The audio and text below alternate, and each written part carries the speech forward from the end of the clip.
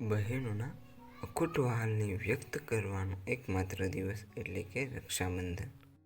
આમ તો શ્રાવણ માસ એટલે તહેવારોથી છલકાયેલો મહિનો, પરંતુ આ તમામ તહેવાર એક બહેનની નજરે રક્ષાબંધન સામે સાવ ઝાંખા જ પડી જાય છે અને ચહેરા પર અનેરો આનંદ છલકાય છે.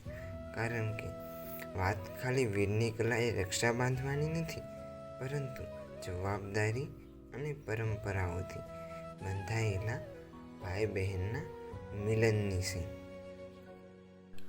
હોઈ શકે સામાન્ય માનવી માટે રક્ષાબંધન માત્ર એક દિવસનો જ તહેવાર, પરંતુ એક બહેન માટે તેના કેટલાય અઠવાડિયા પહેલાં દિવસોની ગણતરી થવા લાગતી હોય છે. કારણ કે પિતાના ઘરેથી વિદાય બાદ દીકરીને પિયરમાં એક દિવસ પણ રોકાવું એટલે કે તેના માટે જાણે સોનાનો દિવસ થઈ પડે છે. અને આ એક દિવસ પણ બહેન અને ભાઈને ભૂતકાળમાં સાથે વિતાવેલા ખુશીના દિવસોને ફરી જીવિત કરવા માટે પૂરતો છે. જેટલો હરખ બહેનને હોય છે તેનાથી બમણો હરખ ભાણેજોને મોસાળ આવવાનો હોય છે. કારણ કે મોસાળ એટલે તેમના માટે એક અલગ જ દુનિયા, જ્યાં માત્ર મોજ, મસ્તી અને આનંદ.